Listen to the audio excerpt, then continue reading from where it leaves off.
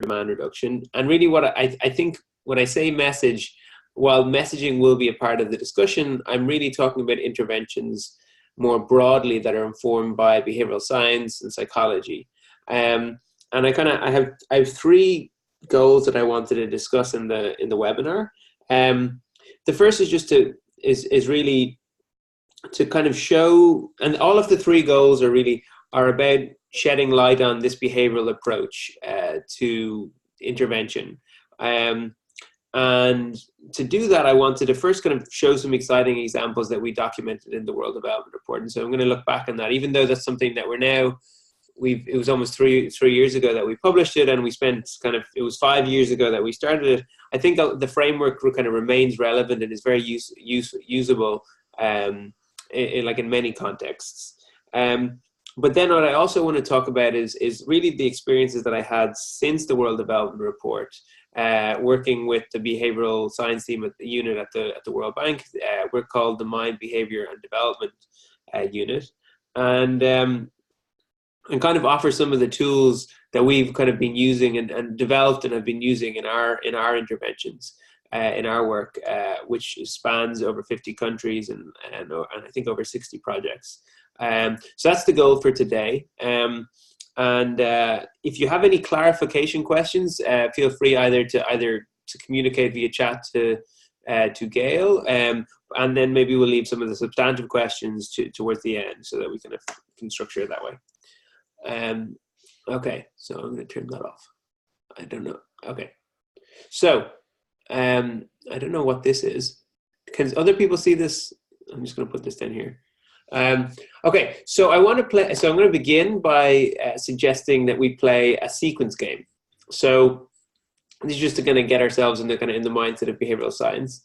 I'm going to tell you a sequence, and I want you to guess the rule, and to submit those answers via chat, and Gail will kind of read some of them out.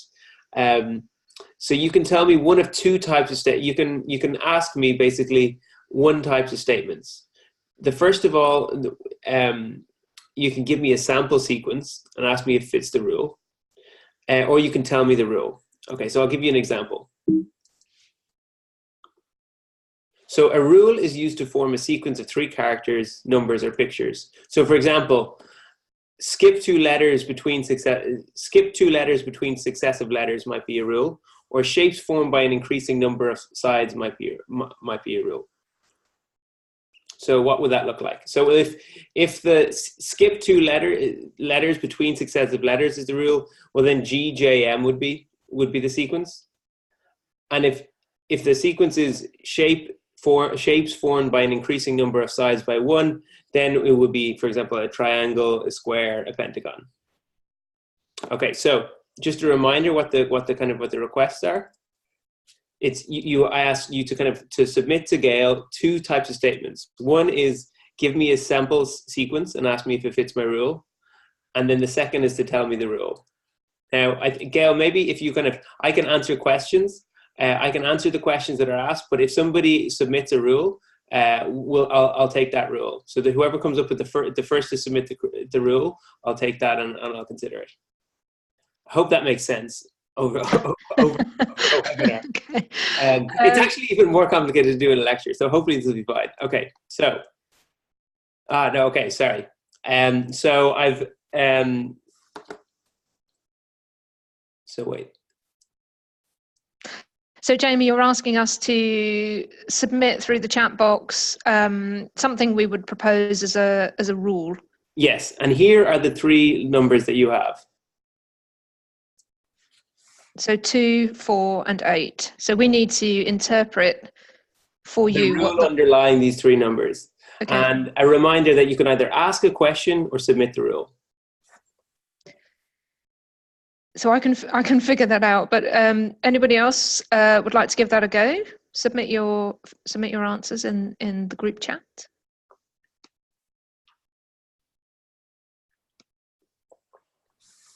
Is anybody brave enough? Okay, full marks to Emil de Lang. So double the number before. Okay. Any others? David Andrews says the same. Double each number. I think these are the two. These are the winners. Okay, well, the rule is any three integers. And the reason, okay, and so what is the point of this experiment? Well, everybody says double the rule, or sorry, double the number, and that's because our mind is programmed to seek patterns, and so we're often looking to think about things specifically based on the kind of mental models that we have before, and these kind of insights can be applied to policy and to interventions in a way that it can actually be quite meaningful. And so this kind of thinking has really been kind of building up over the last couple of generations and has even led to 2 Nobel Prizes. In 2002, Daniel Kahneman won the Nobel Prize for his work on a whole series of biases, and you might be familiar with his book, Thinking Fast and Slow, which really is like an epic kind of ode to development, to behavioral economics. And then just last year, Richard Thaler won the Nobel Prize, and he has a book called Nudge, which really thinks like practically about how to apply behavioral science to interventions. And so the kind of this motivation that instead of thinking about the structures in society, we should be thinking about the mindsets that we have, kind of motivated the World Bank to think, well, maybe we can try and structure these insights, things as kind of as spurious as kind of the fact that we quickly run to different types of kind of rules, to kind of really think if we can kind of create a general framework. So we kind of started by thinking, well, how do people make decisions and how does that apply to policy? So the standard way in which policymaking and social sciences in general think is basically we learn that there's this calculator side to how we think. And so in that, we avoid systematic mistakes. We're self-interested and we're objective. And really, when I was an undergraduate and I was studying economics, this is basically the core of what we learned, and we basically learned to model this mathematically and to see what happens in markets. And that's been applied across the social sciences in different kind of policy areas.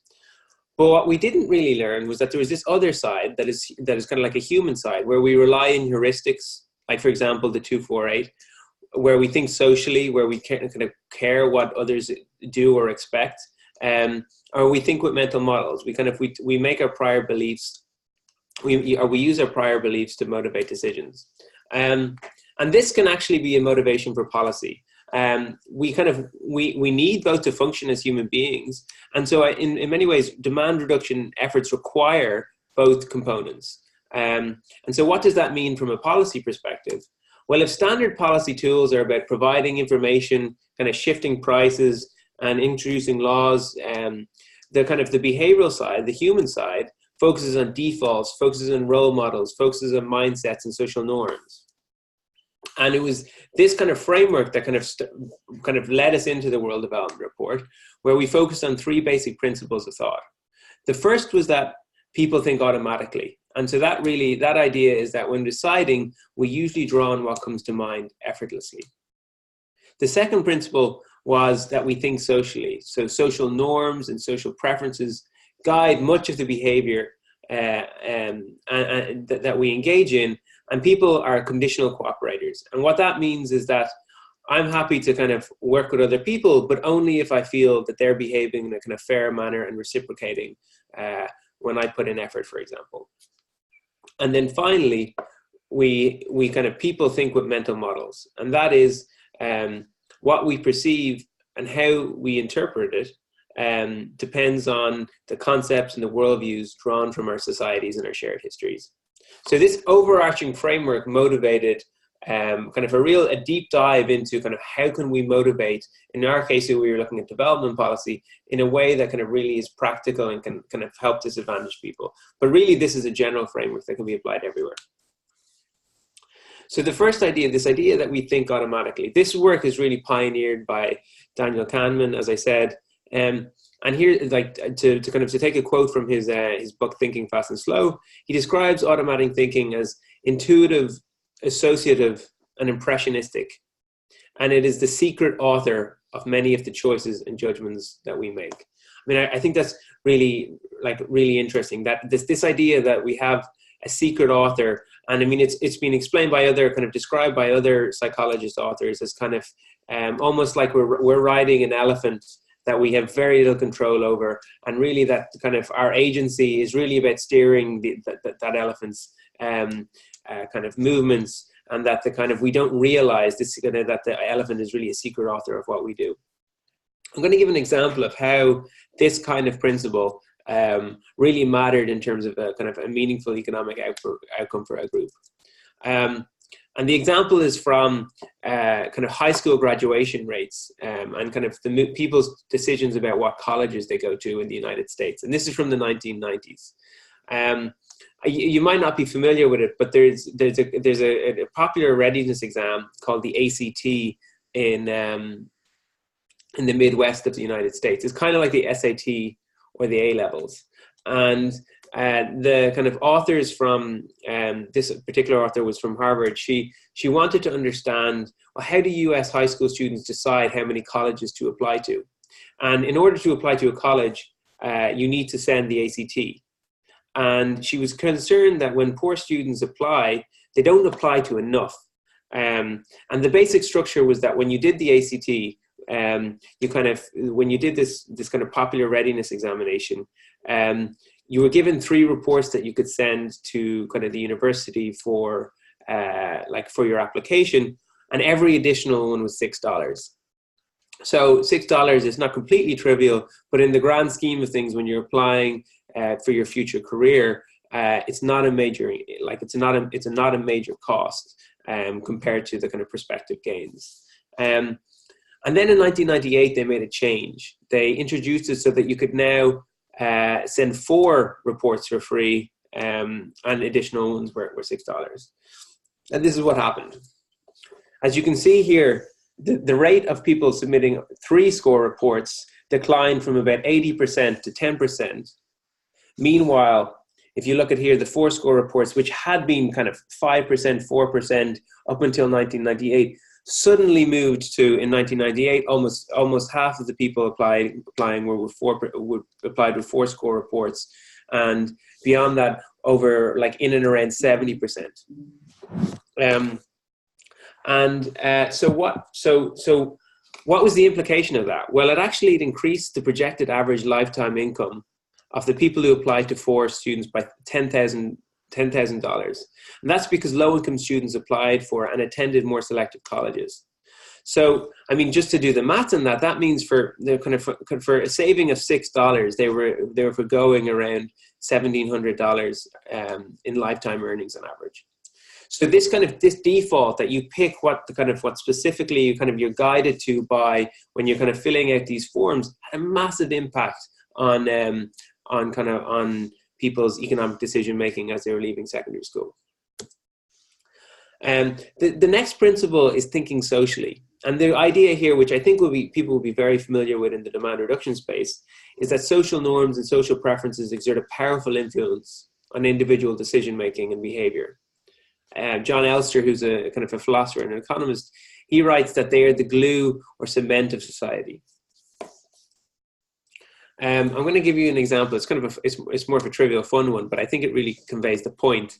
There was a number of academics in the UK. They looked at the money paid at an office snack bar per litre of milk consumed, and so what they did was they put kind of these signs above the donations bar for a kind of a voluntary kind of honor system bar in a faculty meeting, like in a faculty area. So people, when they would kind of take the milk, they would kind of put in a donation to pay for the kind of the tea and the milk and the coffee, etc. And so on some weeks, they would put flowers above the honor bar. And as you can see, kind of like the kind of pound paid per litre of milk consumed was kind of like between a tenth and kind of 25. So people were paying like 10p to 25p per litre of milk consumed. When the kind of flowers are above the honor bar. And then they kind of on alternative weeks, they put another picture. They put pictures of people's eyes on top. And as you can see, when they put people's eyes on top of the honor bar, kind of the rates of voluntary contributions increased dramatically. So they started moving from kind of an average of 10 to 25p they started moving up to really between kind of 30p and 70p. And this is only because there's like, people know that they're not being viewed by actual people, but really there's like an automatic cognition of sociality that's being kind of developed when you kind of have eyes in your peripheral vision. That's more of a fun example, but I mean, this stuff really matters. I'll give you another example. So this is in low income countries, traffic accidents are becoming one of the biggest killers, actually. So it's projected by the economist, well, this is the source is the WHO, but the Economist ran a lead story in this a couple of years ago that projected that road traffic accidents in poor and middle income countries will be as large a killer as HIV and AIDS by 2030. They become a major public health concern. And they kill more than tuberculosis and malaria, and so the question is, what can be done?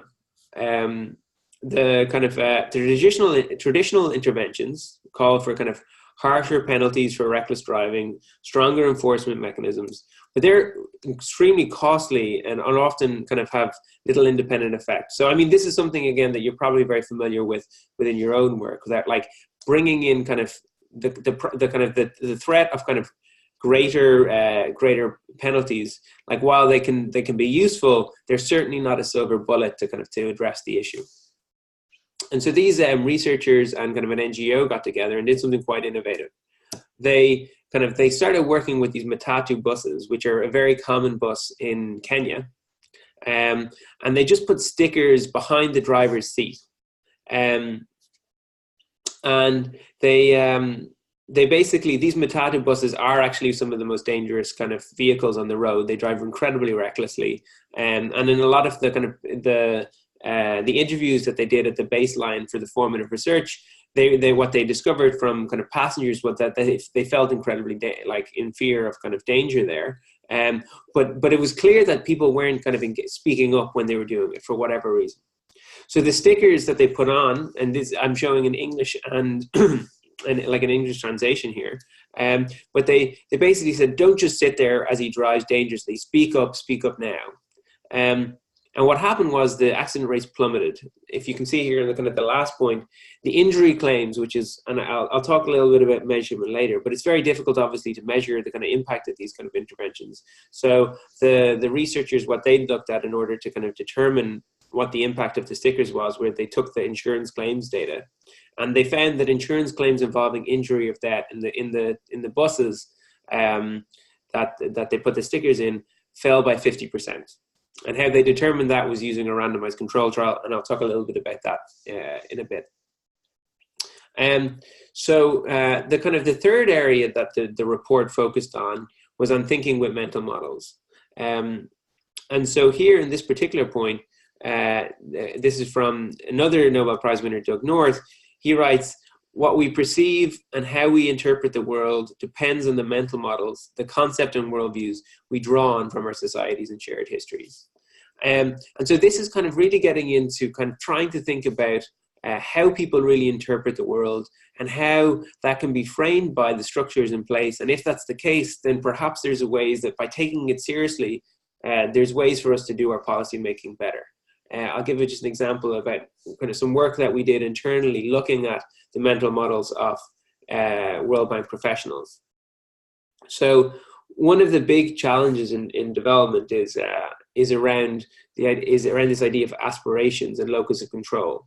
And these are the kind of the mindsets that people living in low income contexts have, whether like what do they aspire for and whether they feel they have control over their lives. And a common narrative in development is that low-income people, they have very low aspirations and they have very weak locus of control. So they don't aspire to high professions, and that's part of the explanation.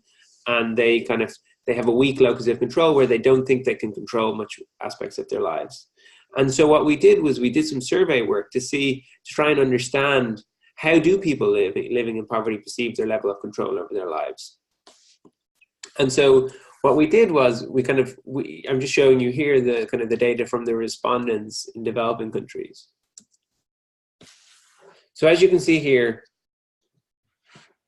when you look at, I'm breaking this up by the respondents who are poor and who are non-poor. And the statement is something along the lines of, do you feel you have control over your life? And as you can see, 85% and 83%, there's a very small difference between the two groups in terms of their response. Now we asked World Bank staff, what do you think? So when we asked the World Bank staff the same question, now this question was, how do you believe non-poor people in developing countries feel they can have control over their lives? And how do you believe poor people in low-income countries have over their lives? As you can see, their beliefs about non-poor is 77%. So that's more or less in line with the rate of respondents actually reporting. But their beliefs, their rate of accurate beliefs around the poor were completely off. And so when people have those mental models that are motivating their policies, that can often be that are so off, they can motivate poor policies. And so this is obviously kind of thinking about how mental models apply to ourselves, but policymakers aren't the only people with flawed mental models. Everybody can have faulty mental models, and that can inform and by helping people develop more effective mental models can be a useful policy tool. So I'm just going to do a quick I'll show you a menu of interventions across these areas just to show that there's quite a lot of different tools that can be used in the behavioral scientist toolbox.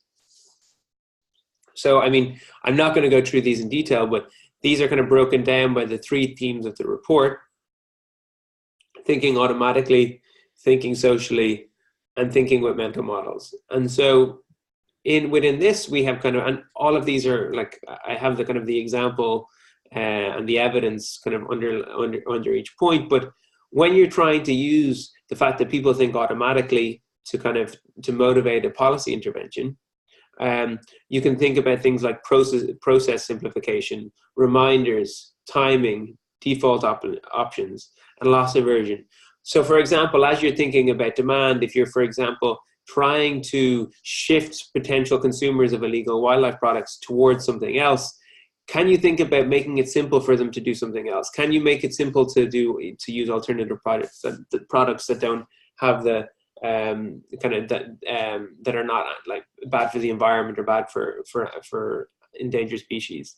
Can you remind people of the salience and the importance of the issue at key times, rather than having an intervention, for example, that primes people's emotional disgust 3 months before they're ever in a decision-making context that is relevant? Can you think about using reminders and managing the time in a way that is salient to them when the decision-making context takes place? And similarly with default options, can you think of times, or can you make it the default that you never really engage with any decision-making, with any context that could lead to a decision to consume or purchase illegal wildlife products?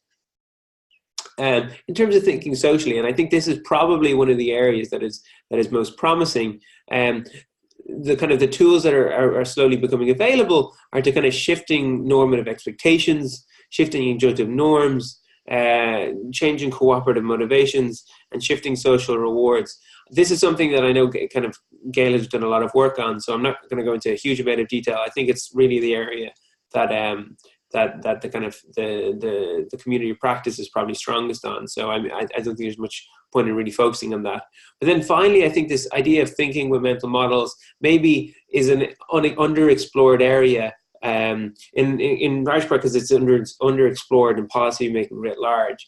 But we've shown that things like growth mindset and self-efficacy and goal setting have been, and cognitive behavioral therapy have worked really well. But could there be ways about shifting the meaning of a consumption of so, for example, using it as a gift? Is there a way to turn that from meaning something prestigious or so to something that elicits disgust? So these are basically the ideas that really were captured in the report, and in some ways they're a summary of tools that can be used, but really how to put those tools into practice can often be a challenge. And so what I'm going to spend the next 5-10 minutes on is just kind of documenting how the team called Embed is what we're called, the Mind, Behavior and Development Unit, really thought about trying to put these insights into practice. It was the World Bank's new Applied Behavioral Science Unit, and a startup within a multilateral development bank tasked with bringing behavioral science development at scale by collaborating with partners within the bank.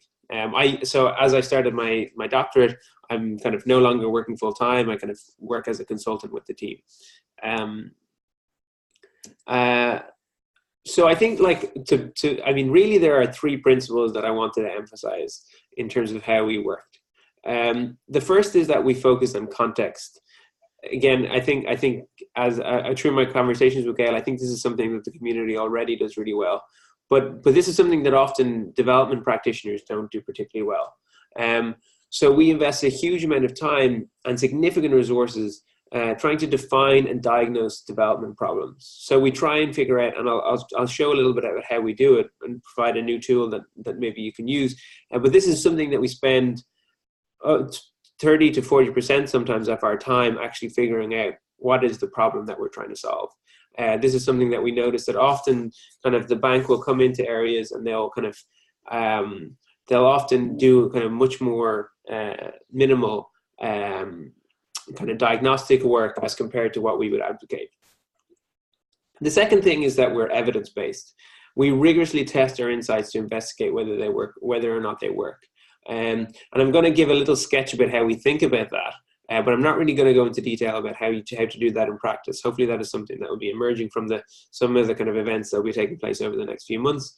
And then finally, this is something that we try to do that is really kind of an idea drawn from the tech world, which is we try to be iterative, which means we kind of adapt our interventions based on the evidence as we move forward. So rather than thinking about rigorous tests as kind of impact evaluations, we think about them as learning opportunities. So this is what the kind of the behavioral project looks like, kind of as a project cycle. So there are kind of 5 main areas, 5 kind of key like steps to a behavioral project. In the first step, this is this point that I was making about identifying and diagnosing the problem. This often involves collecting background information and available data. It involves diagnostic sessions to develop a behavioral map, and doing a lot of field work to finalize that behavioral map, to kind of validate is the kind of our mental model about how people are making the decisions they're making, is that correct? And so we often spend, as I said, 20 to 30% of the project cycle on this particular component. The next phase is around developing a list of potential interventions. And really, in this design phase, the idea here is to kind of, what we'll do is we'll start with a kind of a whiteboard where we've kind of got dozens of different ideas based on the kind of behavioral map, all the different ways in which we could intervene. And then we try to narrow down to see what is politically feasible, what is technically feasible, and what we think is like best fit to the issue, to the problem. And oftentimes what we'll be doing when we try in terms of developing those list of potential interventions, we'll often be drawing on the examples that I discussed in the World Development Report. So oftentimes those ideas are based on kind of rigorous evidence. And then the third step is really to set up this kind of process for kind of a randomized control trial. This is not nearly as technical as it often appears, though there can be some complications. But basically what we do is we put people into a lottery, and we give a treatment to one group and a control group, and nothing to the other group in its most basic form. And then we monitor the treatment and control groups and analyze the data at the end. And that's a way of kind of really having a clear sense as to whether the intervention is kind of having the impact that you think it is. And then, as I said, we kind of, rather than seek to kind of interpret this as kind of an impact evaluation, we kind of try to identify the key learnings from this approach, and see where kind of aspects that can be scaled up or aspects that need to be kind of that need adaptation and further work. And then, I mean, one thing to really think about actually is kind of trying to figure out that jump from kind of small trial design to scale. So one of the issues, while we often try and do work in the kind of very contextual and culturally specific contexts, we take an approach that kind of really tries to take context seriously. And so we often kind of design interventions with a focus on their local context. One of the big things that we often struggle with and we try and think hard about is the kind of constraints to working at scale. So I'm gonna like in the last 5 minutes, I'm just gonna give a summary of 3 tools that we use. 3 tools that we use that kind of might be applicable in the demand reduction space. So here's just a summary, of the 5 steps for behavioral science. So the first really is to specify the development, the intervention objective. The second is to define the behaviors that affect the intervention objective. The third is to diagnose the drivers of the behavior. The fourth is to design the intervention. And the fifth is to learn by testing the solutions. Okay, so the three tools. The first tool is this idea of diagnostic journey mapping that I mentioned. This is already something that I think you guys do very well, but I wanted to point out some of the the important components of this. What we do is we try and think of a scenario where kind of a user, an archetypal user, or kind of target group, what does their journey look like? So what does the archetype journey for somebody, for example, who is going to purchase something, what do they look like? What do they need to go through? What are all the steps that they need to go through in terms of how are they thinking about things? And what kind of behaviors do they need to do in order to do kind of fulfill that final behavior? In this particular example, I'm looking at how people search for work. So in this map emerged from work we were doing in Ethiopia. We were trying to understand what's the kind of the job search journey look like if you're successful at kind of entering the workforce by the end. And so as you can see here, we had 9 things that we saw that they needed to do, and we were trying to unpack what are the constraints that they face along that journey. So just to kind of go through it kind of quite briefly, we realized that the first thing that they do is they need to aspire to work. So this is something that I would have taken for granted, that people aspire to work, but that's not always the case, because as you can see here and kind of in the middle, social pressure and hyperbolic discounting can often be major constraints to that aspiration.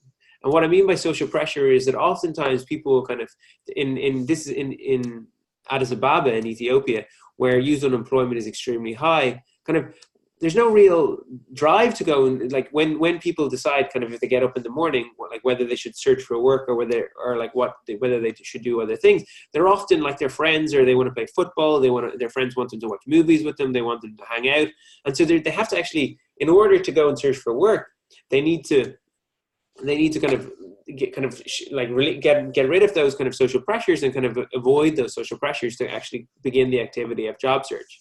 And the other thing, hyperbolic discounting, that's a kind of a nerdy behavioral economics word for basically saying that the benefits of kind of having a job are kind of far away, and because they're far away, they're not very salient. They don't really seem to matter to be that important. And the costs are kind of are pretty salient. Like the costs are that they want to play football with their friends, and they're going to have to miss out on that. And because whether they'll get a job or not is unclear, whether how they'll feel when they get a job is unclear, that discourages them from kind of really putting in the gritty work that's necessary to do. I'm not going to go through every example, but of all the constraints, but just to list briefly some of the kind of what they have to do. So once they've aspired to work, then they have to identify what kind of occupation do they want. Do they want to work in a manufacturing company? Do they want to work as a builder? Do they want to be a chef? Do they want to work in a hotel? And so these are kind of decisions that people who may not have finished school, who may have even migrated to Addis Ababa, they haven't really begun to think about that. And sometimes they won't even know what opportunities are available to them. Then they need to identify where are the places that they might do that. And so especially and this kind of relates to the fourth point, is because getting around Addis Ababa is so expensive, it can be really difficult to identify places. They might not have the kind of social networks to provide that for them in the first place. And so once they've kind of aspired to work, identify what kind of job they want, what kind of occupation they want, and identify places that are that might be suitable for that, and figured out how they're going to cover the cost to go around the city to kind of apply for jobs. Then they need to start thinking about building their resume. And really, again, if like sometimes they don't have the skills for that, they need to figure out how to present themselves in a way that sells themselves to employers. There will inevitably be rejection, and so they need to think about how are they going to manage being rejected 25 times before the 26th time somebody finally gives them a job. And then often when they enter these jobs, one of the things that we heard from them is that like these entry-level jobs really suck. I mean, they get treated really badly. They're talked to in a disrespectful way. The hours are really bad. The pay is terrible, like really terrible. And they need to get through this like stint in order to kind of have a longer term kind of serious job in which they could like sustain a family in. So that journey, by breaking it up, we were able to figure out like where really are the pain points and where was the areas that we could actually provide supports that actually were meaningful.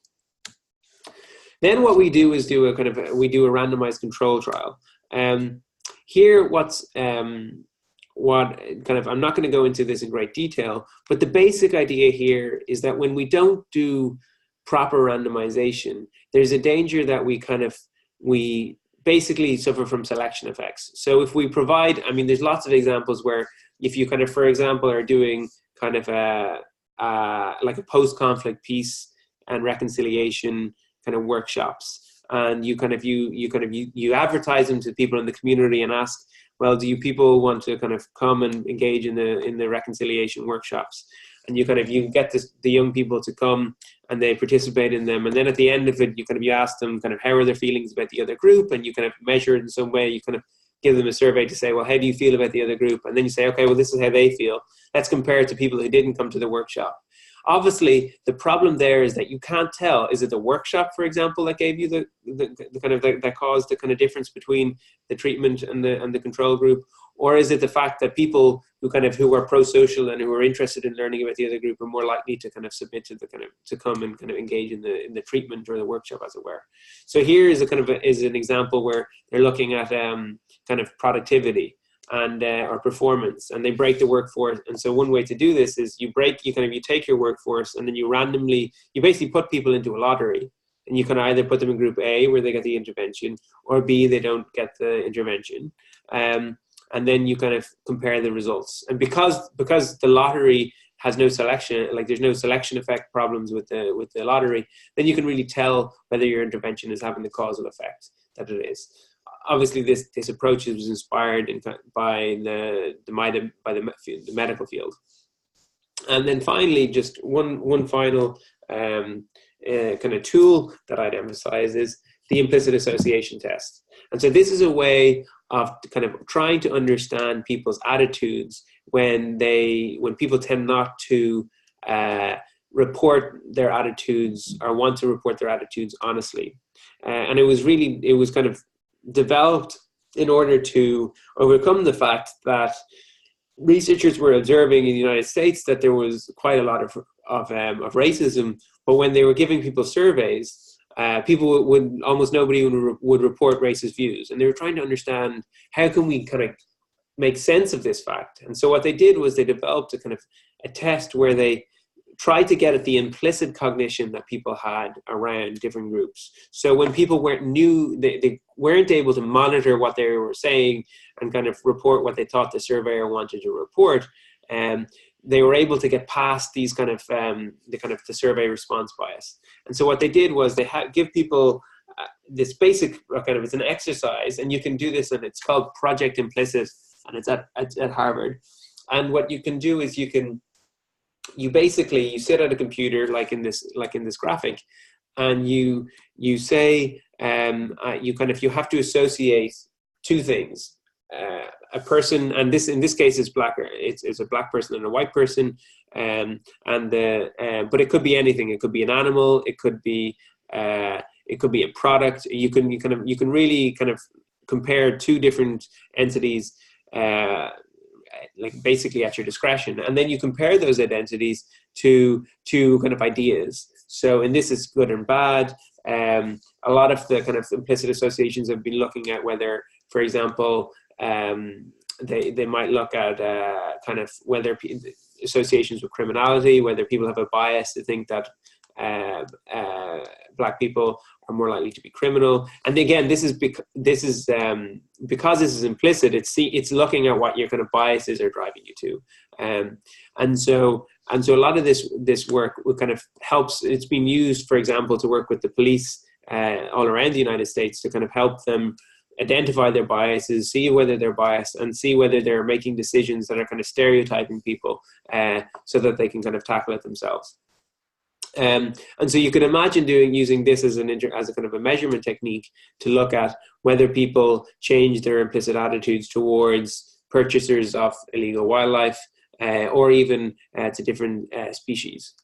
So I'm going to kind of sum up now. I've just about kept in time with the 40 minutes, almost. And I'm looking forward to your questions. Excellent. Thanks so much, Jamie. There's lots of fascinating examples and thought-provoking content in there. So really great to see, in particular, the reinforcement of what I had seen in the World Development Report as the intervention design cycle. I guess the key thing for me was the fact that it's a cycle, and it's important to keep making sure you go through that rigorous test, evaluate and refine process. I think that's such an important lesson that we can all think some more about how to apply. Behavioural journey mapping as well as a real a passion of mine, trying to get people to think a little bit more about how can we perhaps be a bit more strategic with some of our interventions by targeting behaviours that could be considered catalyst or gateways for more habitual types of illegal wildlife product consumption, for example.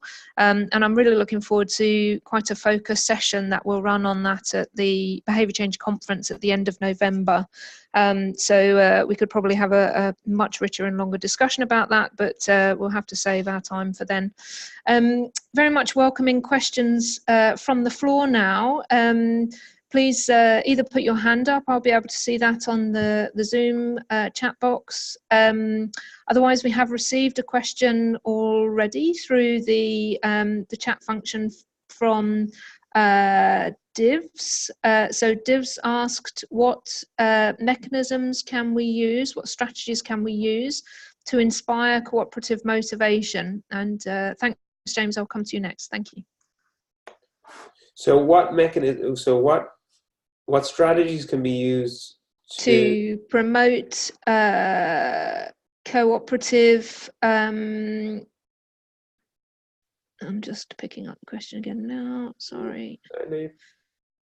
Cooperative motivation. So thinking about, I guess this relates a little bit to your example about the socialization. Is there anything in particular in there that we can take as a lesson to apply with our work to reduce demand? Yeah, well, I think the first idea, and this is more of a principle than an example, is to enable people, make it easy for people to signal that they're trustworthy.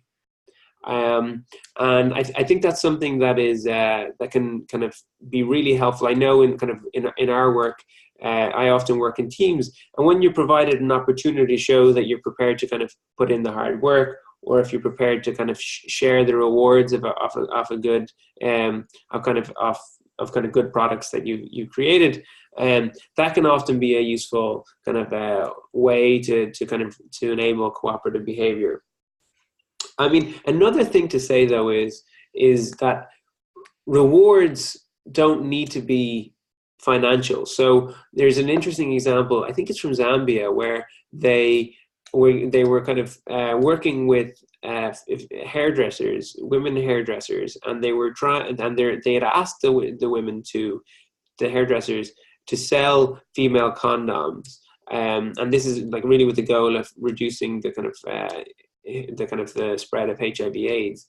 And what they did was they gave three different opportunities that are kind of like incentives to, or they had three kind of treatments, two incentives.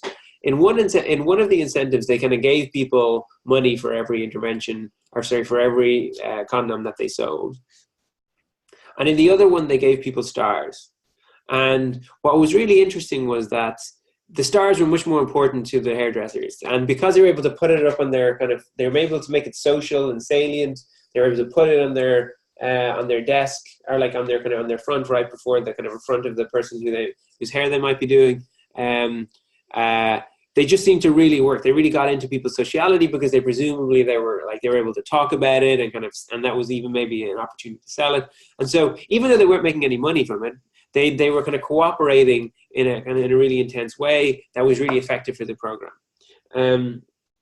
So I think that's one thing to try and to think about. There is other scientific evidence that like a good way of enabling cooperation is finding ways, and I think the insight is a little bit subtle here. It's finding ways to enable effective punishment of non-cooperation, and that can be often what that means is it means like enabling easy ways to punish deviants that aren't maybe like kind of the nuclear option. So I mean, thinking about things, for example, like in the area of crime, often as you increase there's a very famous and sad example around domestic violence, where when they made they were trying to deal with like domestic violence, and so they made domestic arrests for calls during domestic violence mandatory. And so basically, if a partner was called the police because they were afraid that their partner was was committing or was hitting them or abusing them, the law became that there was an automatic arrest of the partner who was committing the abuse. And what they found was that when they introduced that in the states that they introduced that, actually homicides increased, and the reason was that the person who's being abused often wouldn't make the phone call. So if you can find the right way to get the incentive right, that can be really useful. That's great, thanks Jamie. So over to James, and then your questions, David and Jeremy. I've noted those, thank you. Yeah, hi Jamie, thanks very much for the presentation. Hi. I wanted to come back to your thoughts about automatic thinking, and really, assuming we're trying to apply lessons from this field and taking the automatic thinking model to target illegal wildlife product consumption. I wonder if you could comment a bit further about how you feel this might relate to what we're encountering as some very different consumer choices, either a consumer where they might be very deliberate in their research about which is the best piece to buy, say for ivory, for example, versus those who buy things opportunistically when they come across their availability in the market. So what is your question, sorry? Well, I'm just wondering how we can best try to apply some of these that you're talking about, particularly the automatic thinking model, in the context of illegal wildlife product consumption. So I think that's actually a really nice distinction actually that you made. And sorry, the reason I asked is whether the two profiles you gave were really interesting. So there's one kind of archetype who they put in a lot of research into the consumption decision, and then the others who decide opportunistically. And I would say that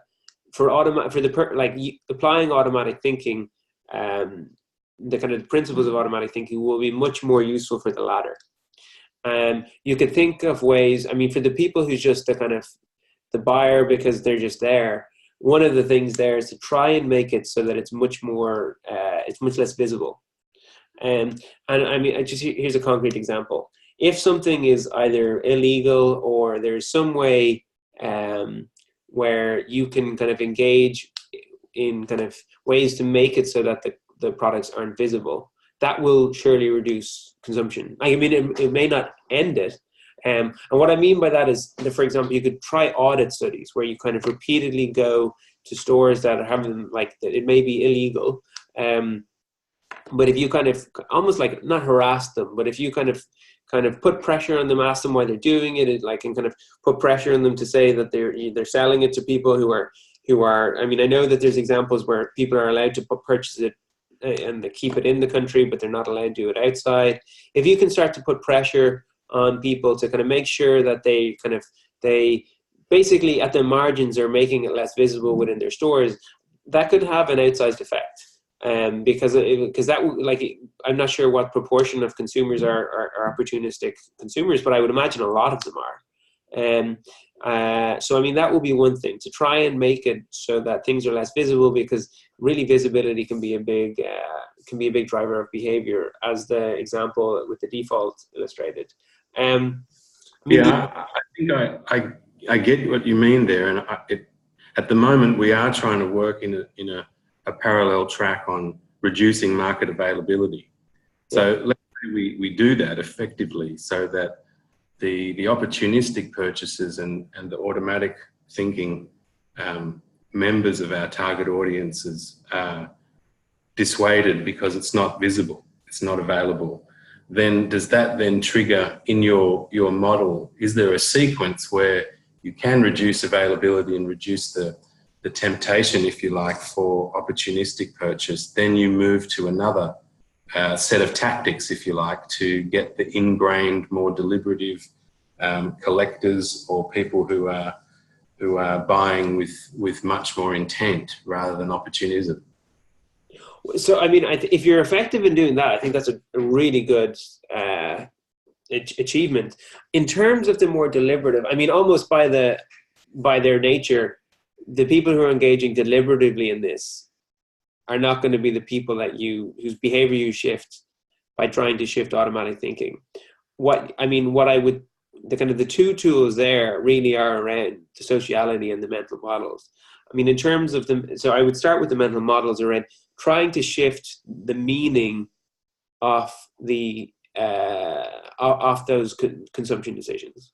I know we've had some conversations about, like, is it possible to turn these consumption decisions from something that is regarded as kind of high status thing to something that's kind of tacky and gross? And I mean, one of the key ways to shift mental models appears to be narratives and stories. So can you kind of start taking advantage of the stories that are going on in people's minds? Can you expose people to stories that kind of shift how they like mentalize the unfolding of what will take place through the consumption decision? So, for example, if they're buying the ivory ivory, for example, as a gift, or if they want to present it or they want it to be on display when they have people over at their home, are there ways to kind of basically understand what's going on in their mind, and then just like nudge them off the path, so that they see either, like, I mean, and there's two components of that. First of all, that they develop a different meaning associated with the particular thing you're talking about. But then also, important, can you give them can you kind of shift them to something that's that's not problematic, but that is an easy shift. So like a classic example would be kind of from something like ivory to something like, I mean, diamonds is not a good example, but like some other form of jewelry. Does that answer? Yeah, that's great. Lots of food for thought there. Thank you very much. I mean, and the other thing to say is that, like, when you're talking about social norms, the other point was around sociality. Is there a way to, I mean, this really depends on whether you've captured the meaning, but I mean, you know, the example from fur, I mean, is there a way to if you were successful in shifting the meanings of these things, then you can really activate social norms to kind of try and shift the behavior. Thanks. That's great. Thanks very much, Jamie. So I know we're almost at time now. There were a couple of questions in the chat box, so I'm happy to relay those on behalf of the people that submitted them. So David Andrews asked, how important is role modeling to scaling up interventions? Are there other strategies that we consider? So I think this relates to your tool one, and if I've understood the question correctly, sort of this, what I would call consumer archetype development. Do you actually trial your messaging and your key visuals around this particular design, and then use that information to scale up other strategies. So could you hit the ground running at scale through some other mechanism? Wondered if you'd be able to comment on that. Okay, so are these two separate points around role modeling and trialing? That's how I've interpreted the question. Okay. Yeah, David, feel free to pitch in. Questions, and then I can try and go through them, just so that maybe there's some overlap that I can speak to, or is that the only one? That's one from David. The other one is more specific. Jeremy's asked, is the unit at the World Bank in touch with the Jeff team? I mean, my quick answer to that, Jeremy, would be yes. We've brokered that relationship a while ago, but there's more work that could be done there, I'm sure. Embeds have been around for a little while now, hasn't it, Jamie? Yeah. I think since 2015, something like that. Yeah. But yeah, those are the questions we have in the chat box at the moment. Great. So I think this question about role modeling and trialing, they are very closely linked. And I think they're quite important. That I think often when we think about randomized control trials, what comes to mind can be very different things. Like, so one thing that might come to mind is like a medical trial that takes 5 years and costs millions of pounds. But when I talk about using randomized control trials, and when the behavioral science team talk about using it, we're really talking about a pretty rapid and iterative cycle that's more closely associated with kind of with software design. And the reason why I think it's important, why it's really important to do trialing, is that meanings are just so contextual and subtle. So if you get the meaning wrong, you can really have backfire. You can just have no effect. And oftentimes, by the time you realize that, if you go straight to scale, it'll be too late. You'll have spent a ton of money. You'll have wasted a bunch of time.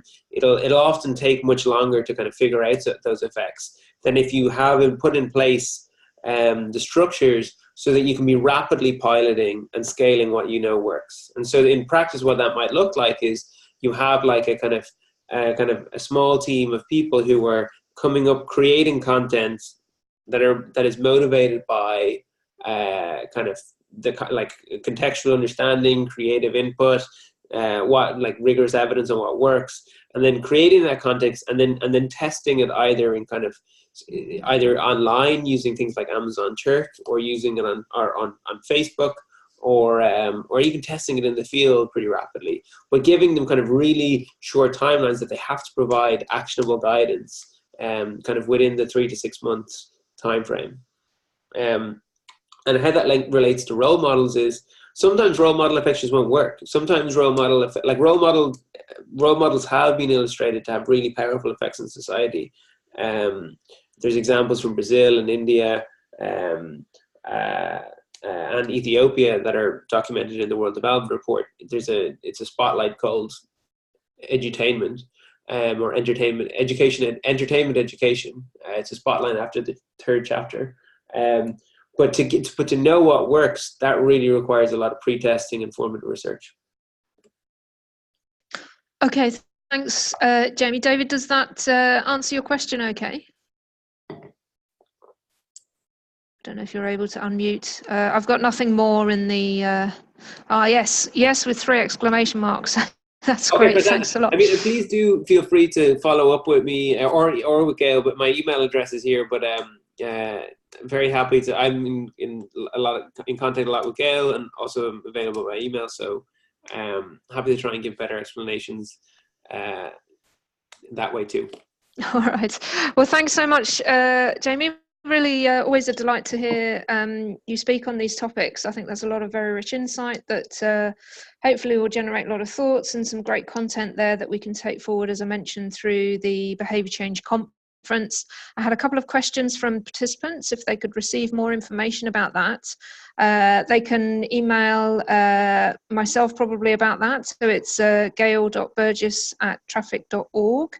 I've put some information back to people in the group chat, but just to make sure you can reach me, gayle.burgess@traffic.org.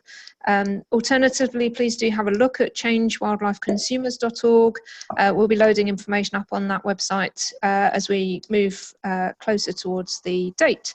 So yes, we'll send out the slide deck, and as I mentioned previously, we've recorded the session today, so we'll load that into the Change in Demands webinar bank that we have on changewildlifeconsumers.org very soon. But in the meantime, thanks so much for staying a little bit over to you all, and yeah, huge thanks again once more, Jamie. Really interesting topic, so thank you. No, thank you for the opportunity to speak. Thanks for joining. Thanks a lot, everybody, and have a good rest of your day. Thank you. Thanks. Thank you.